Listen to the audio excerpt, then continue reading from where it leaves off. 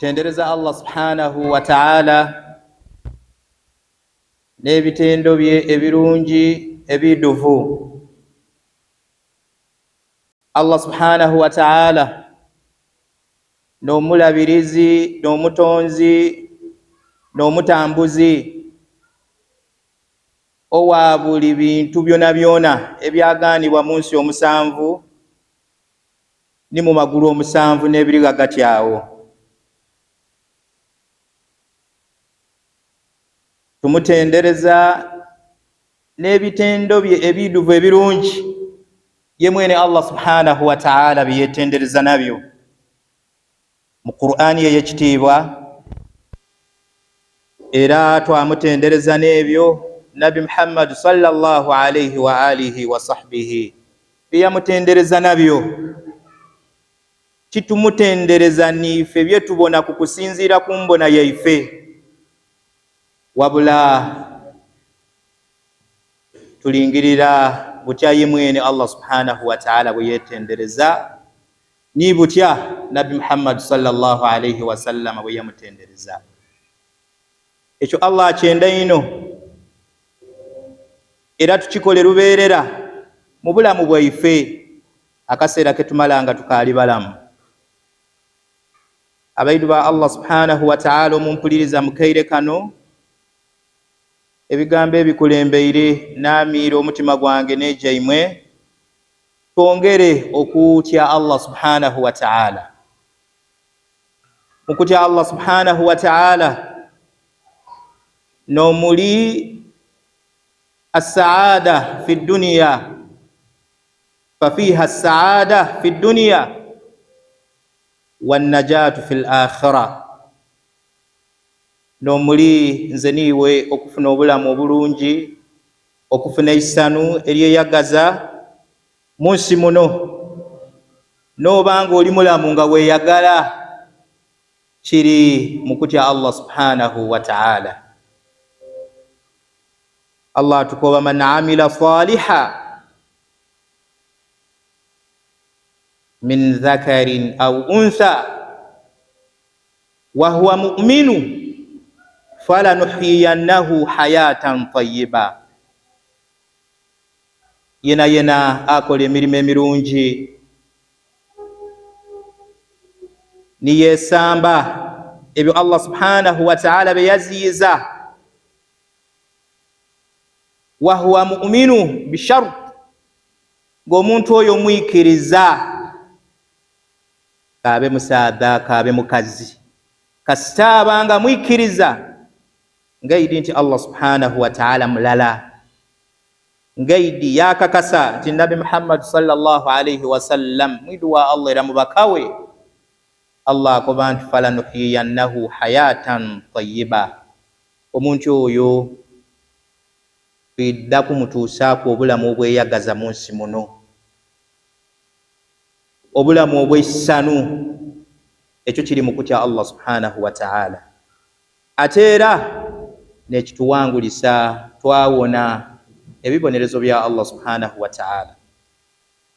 Abatuwuliriza abalungi, imwe Allah subhanahu wa ta'ala basobozeisa nimwida mu lukungaana luno olw'ekitiibwa mu kifo ekikasinze kuba kirungi okweidukanya kwaife okw'olwaleero. Mwikirize ti bigambo byaka, wabula tweidukanye kudimu ku nsonga edikasinze kuba nene ino gye tuli nze niiwe, nga ditusembeza okumpi ni Allah subhanahu wa ta'ala. Ate kudimu ku nsonga editulaga kubimu ku bikolo ebyeddiini eno obusiraamu, nikye tweyida okweidukanyako olwaleero mu dakiika 2-3. Tusaba Allah subhanahu wa ta'ala atusobozese. Nga ti kindi mahabbatu rasuli sallallahu alayhi wa alihi wa sahbihi ajma'in wa ma'naha wa kayfiyatuha, okwenda Nabi Muhammad sallallahu alayhi wa sallam n'amakulu gene ameekusifu ag'okwenda Nabi Muhammad sallallahu alayhi wasallam. Ole bw'akoba ati nze mwenda, aba ali kutegeeza ki? Oba enende entuufu omuntu yayenda mu Nabi Muhammad sallallahu alayhi wa alihi wa sahbihi neri waku wa kaifiyatuha, era omubaka tumwenda tutya. N'abaawo ebindi ebyeyongeraku eddakuba nti alhamdulillah. Ayeyo n'ensonga kwe tujja okutambulira. Nabakobya era n'abakoba nti okwenda Nabi Muhammad sallallahu alayhi wasallam kiri mu bimu mu bintu eby'ekitiibwa ebinene ino ebitusembeza okumpi ni Allah subhanahu wa ta'ala. Okugoberera Nabi Muhammad sallallahu alayhi wasallam n'okusansanya enkola ye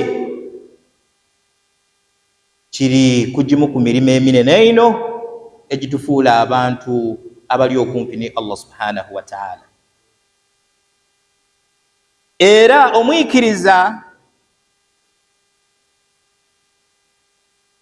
tasobola kweyeta mwikiriza, ate era tasobola kufuna buwoomi bwa bwikiriza okutoolaku ng'omuntu oyo ayenda Nabi Muhammad sallallahu alayhi wasallam ng'amugoberera memali yaba n'obuwoomi obw'obwikiriza, yabanga buli Allah subhanahu wa ta'ala kyamulagira n'omubaka we kyalagira, ng'omuntu oyo awulira obuwoomi obw'okuta mu nkola ekyo Allah subhanahu wa ta'ala kyalagira.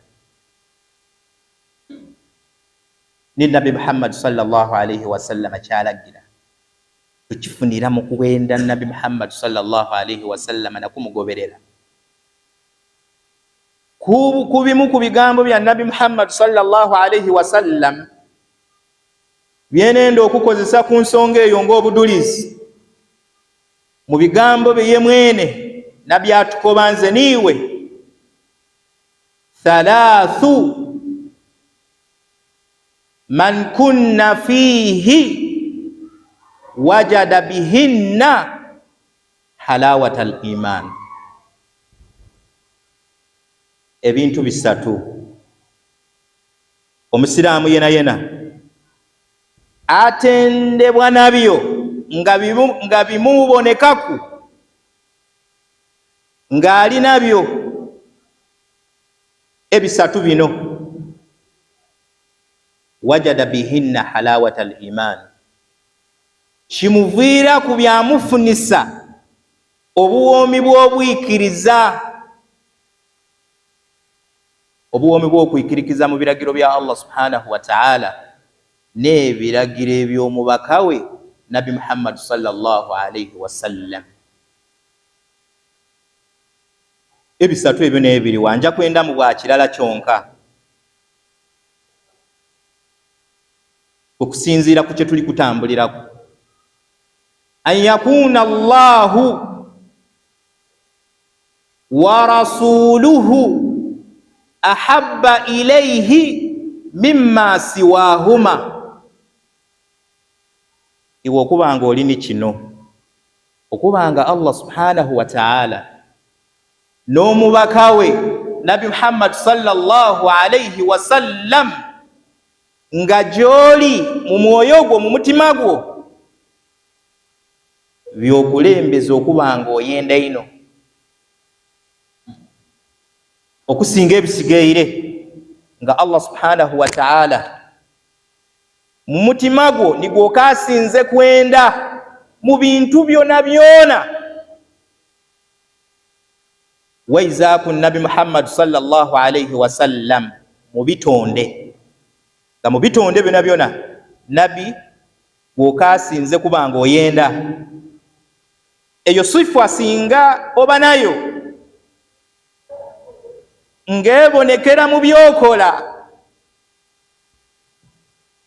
ofuna obuwoomi bw'obwikiriza.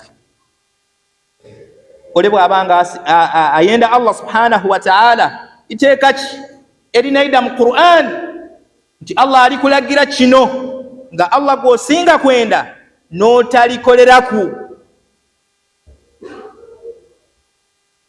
iteeka ki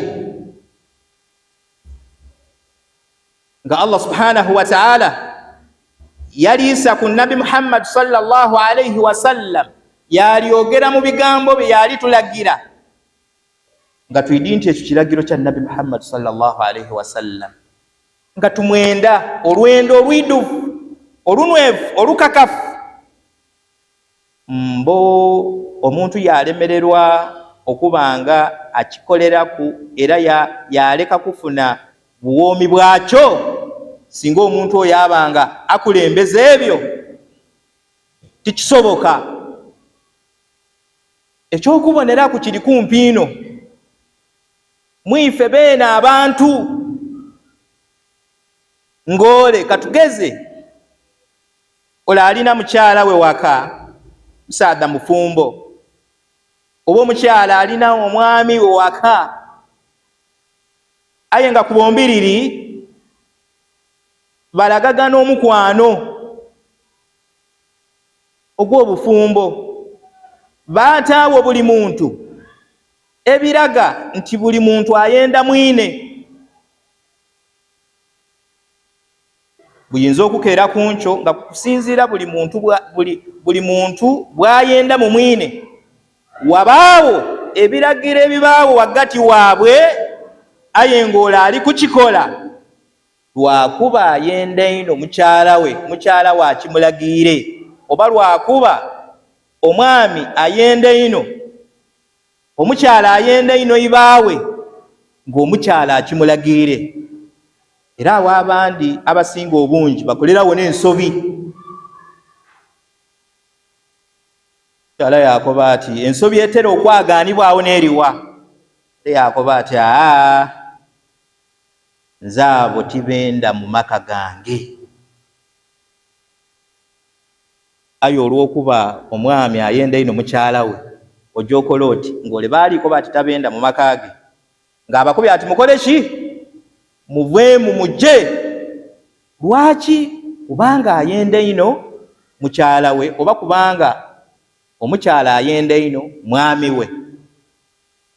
Ekyo nenze kukireeta omuntu abone nti hadithi ere kyeri kutukoba nti omuntu buli lwabanga asinga kwenda Allah subhanahu wa ta'ala n'omubaka we afuna obuwoomi obw'obwikiriza mu biragiro Allah subhanahu wa ta'ala byalagira n'ebyo Nabi Muhammad sallallahu alayhi wa sallam byalagira, tafuna munkenera.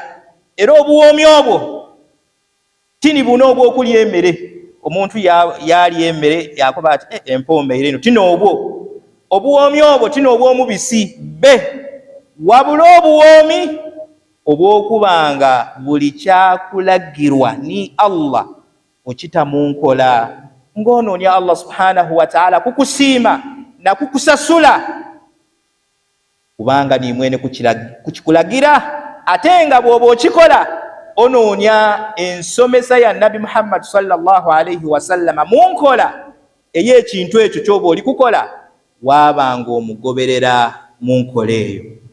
Eyo hadith bwe tugibona yatugeyireire ekikoba nti okwenda Nabi Muhammad sallallahu alayhi wa sallam kyalukako kitukakata kwife abasiraamu mu bitonde Allah subhanahu wa ta'ala bye yatonda. Mu bitonde ebyo Nabi Muhammad sallallahu alayhi wa sallam n'ateeka okubanga naali waigulu mu bifuba byaife. Obwikiriza bwaife titusobola tibunwera ni buba bwidufu okutoolaku nga Nabi Muhammad sallallahu alayhi wa sallam tukola ki? Tumwenda. Ti bigambo byange, bigambo bya Nabi Muhammad sallallahu alayhi wa sallam. Hadith la yu'minu ahadukum hatta akuna ahabba ilayhi min walidihi wa waladihi wan nas ajma'in. Omumwimwe tasobola kuba na bwikiriza bwidduvu. Tosobola kweyeta nti oli mwikiriza, omwikirizo w'amaani okutoolaku nga Nabi Muhammad sallallahu alayhi wa sallam gw'okaasinze okwenda mu kifuba kyo mu bitonde. Nabi mwene n'ayogera ebigambo ebyo.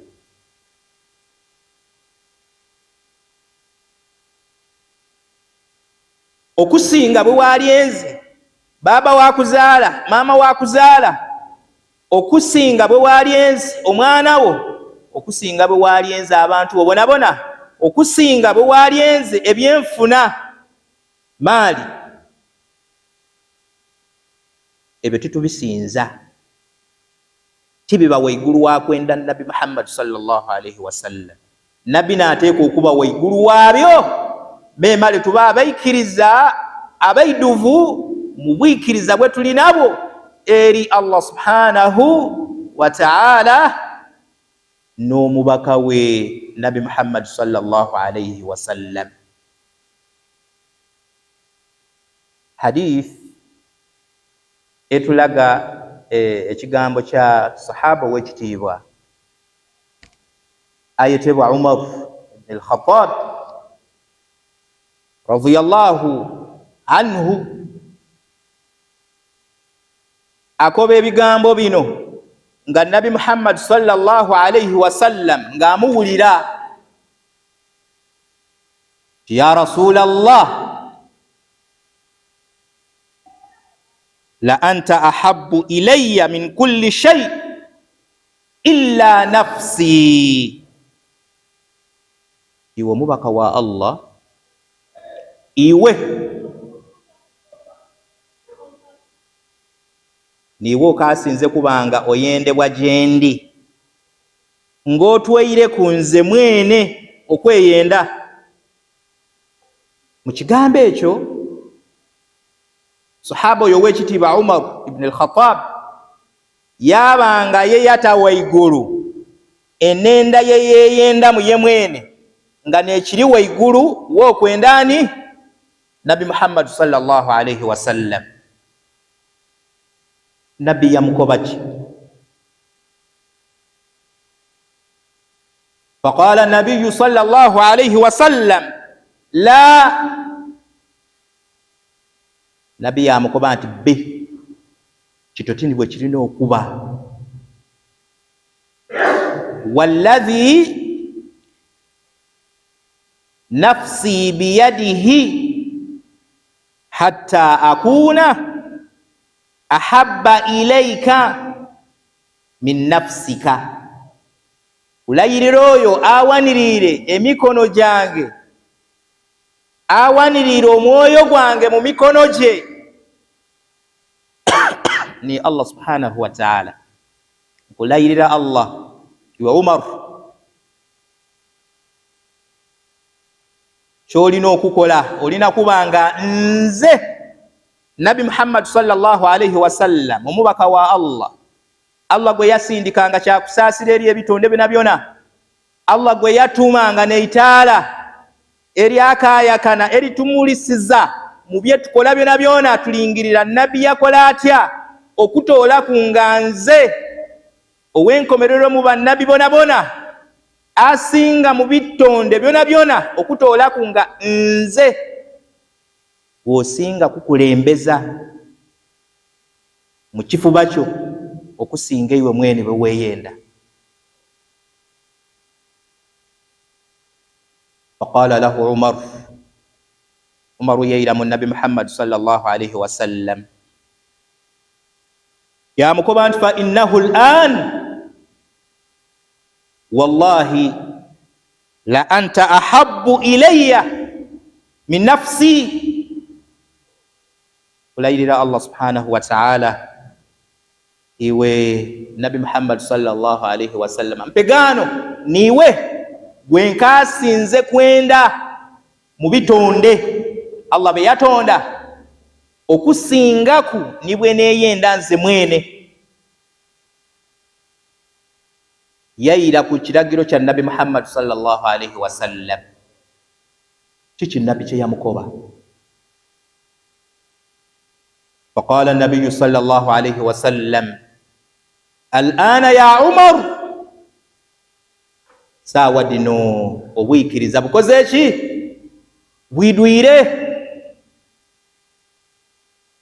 ayenga bwidula naki naiwe nze ubanga mu bitonde byona byona tusinga kwenda Nabi Muhammad sallallahu alaihi wasallam. Obwo budulizi bwona butulaga nti okwenda Nabi Muhammad sallallahu alaihi wasallam ati nsonga ya kusagiramu, wabula nsonga buli muntu gyateekwa okubanga ategeera lubeerera nti emuka kataku alina okugituukiriza, ate nga mu kugituukiriza okwo anoonyamu Allah subhanahu wa ta'ala kumusiima. Azira kindi kyanoonyamu, tayenda bamubone, tayenda imaamu wamubone nti nze nenda ino Allah, nti nze nenda ino Allah oba nenda ino omubaka wa Allah, wabula ng'onoonyamu Allah akola ki? Okusiima. Awo ojja kufunamu amakulu ag'okwenda Nabi Muhammad sallallahu alaihi wasallam n'agaliga era tumwenda tujja.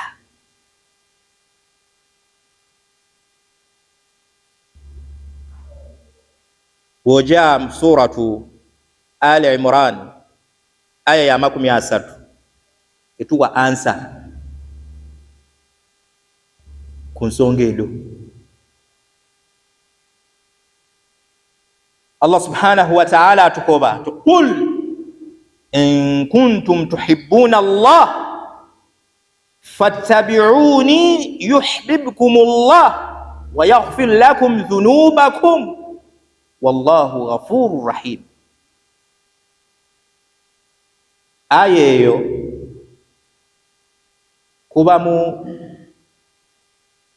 kubavunuzi ba tafsiri batukobera kudimu ku nsonga edavira ku aya yokola ki okuyika. Eriyo abakoba nti aya eyo meike waliwo group mu bantu ku mulembe gwa Nabi Muhammad sallallahu alaihi wasallam abakoba nti bana ife twenda mukama waife Allah subhanahu wa ta'ala tumwenda ino. Bayogera ekigambo ekyo fa anzala hadhihi al-aya, aya yo yaika ku Nabi Muhammad sallallahu alaihi wasallam nga Allah alagira omubakawe akoba abantu abo qul ayyuha rasul, bakobe abo abali kwogera ekigambo ekyo nti twenda Allah, bakobe nti babanga benda Allah subhanahu wa ta'ala olwenda olw'amazima kukusinziira bwe bali kwogera nibagera. Bakobe balagire bakugoberere iwe Nabi Muhammad sallallahu alaihi wasallam, bakobe bakugoberere.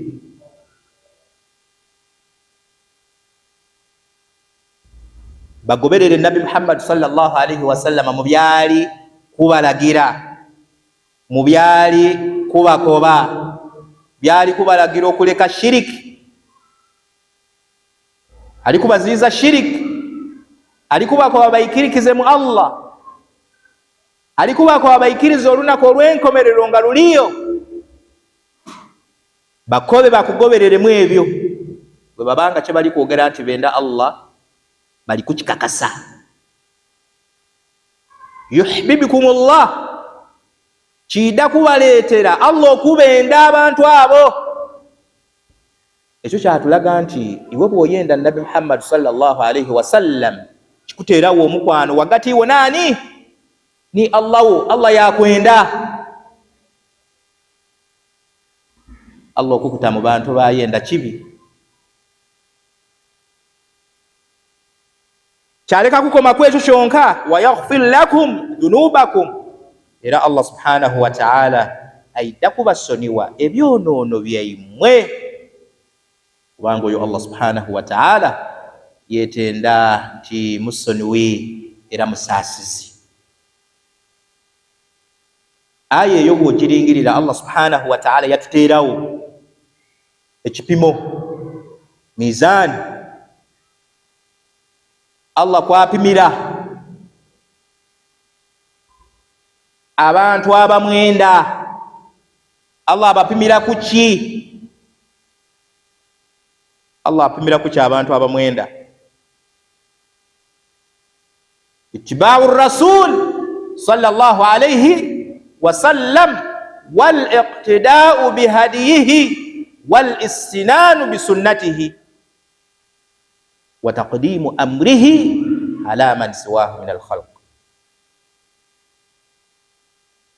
Ekipimo Allah kwapimira abantu abamwenda mizaani eyo neeno ittiba'u rasul kugobererani Nabi Muhammad sallallahu alayhi wasallam na kumwenda. Tosobola kugoberera gwotakola ki gwotenda nakubanga twemulisiza nakubanga twegema ku bulungamu bwa Nabi Muhammad sallallahu alayhi wasallam nga bwe yakolanga nga bwe tukola. Okusaala tusaala nga Nabi Muhammad sallallahu alayhi wasallam bwe yakola ki bwe yasaala. Sallu kama raaitumuni usalli. Okukola hijja enkola ya hijja tukolanga Nabi bwe yakola ki bwe yakola. Empa ya zaka tujiwanga Nabi bwe yasomesa. Tulingirira Nabi yakola ki bwe yali awa zaka yajiwatya. Mumbuzi yalagira tutolemu imeka, munte yalagira tubumala kuweza imeka mwe twatolamu, ni mubindi ebisigairo okusiiba. Bwe baswala ya mufu obulungamu bwa Nabi buliga kucho bwe tulingirira. Ekyo nekitola ya makulu ago kwenda Nabi Muhammad sallallahu alayhi wasallam. Neyo mizani etulaga nti awo twendani Allah subhanahu wa ta'ala n'okubanga tweyisa neneeyisade enkola y'omubaka. Kati ataawo n'awali kalumanywera sunna d'omubaka omwenda mwenda munkola munkola da Nabi Muhammad sallallahu alayhi wasallam diriwe edikuboneka ku nti omwenda kuba waliwo ediboneka ku bantu. Olinado ekyo kibuuzo kikyo n'okubanga tukulembeza ebiragiro bya Nabi Muhammad sallallahu alayhi wasallam ku biragiro ebisigaire mu bitonde. Ekyo ekipimo Allah subhanahu wa ta'ala kiyatuteera okukusinziira ku aya eyo.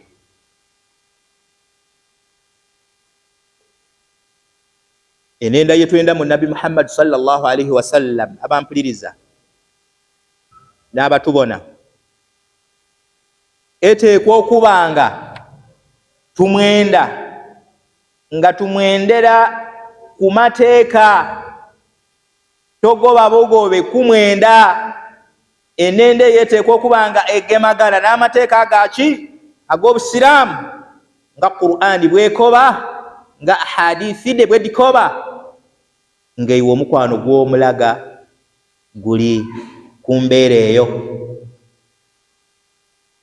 Amakulu tulina okubanga bwe twenda Nabi Muhammad sallallahu alayhi wasallam enenda yetumwendamu nga twewala mu kumwenda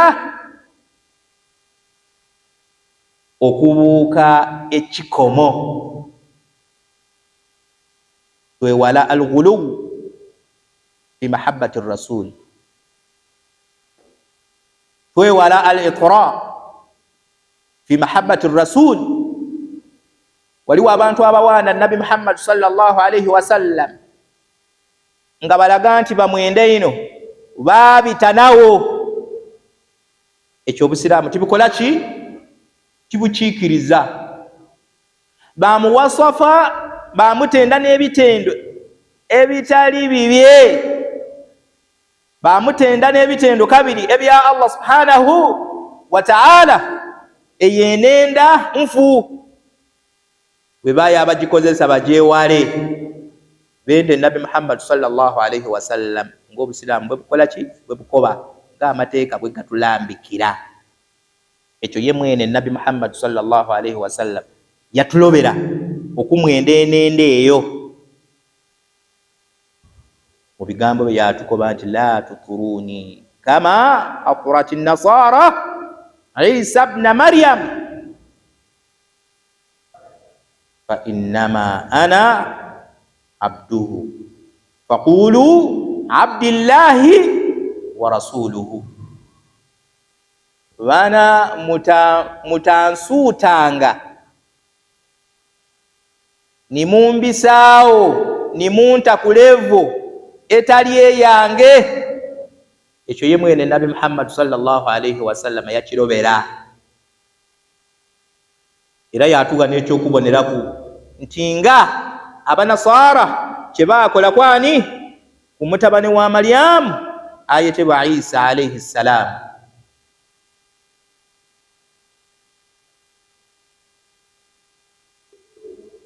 Wasafuhu bisifati llahi subhanahu wa ta'ala, bamutenda bamuwaana n'ebitendo ebyani ebya Allah subhanahu wa ta'ala. Faja'aluhu aliha, bamufuulani? Bamufuula katonda, bamufuula mutabani wa Allah, mwana wa Allah. Eyenkola nabi Muhammad sallallahu alayhi wa sallam yagirobera abantu aba ummaye beimwe beife, era yatukoba butya bwe tube tumwete kuba nti faqulu Abdullahi, mukobe nga nti nze ndi mwidwani wa Allah era ndi mubaka we, ezira kitiibwa mu bitiibwa kiri waigulu wa Allah subhanahu wa ta'ala. Engeri gye yasukulumyamu nabi Muhammad sallallahu alayhi wa sallam namufuula mubakawe ate ow'enkomerero mu bannabbi, ekitiibwa kyawe igulu ekyo.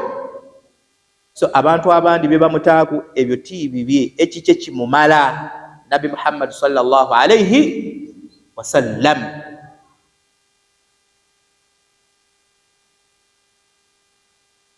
Tutyo bwe tulina okubanga tukola ki? Tutambula. Ate tulina okubanga tutamunkola nabbi byali kola ki? Byali kutulagira, byali tukoba. Okwenda nabi Muhammad sallallahu alayhi wa sallam n'okumugondera